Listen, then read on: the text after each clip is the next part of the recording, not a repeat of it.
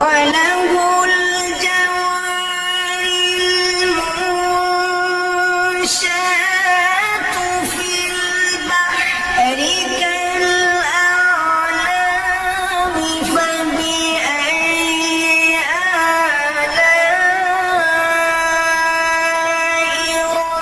ربكما تكذبان كل من عليها فان ويبقى وجه ربك ذو الجلال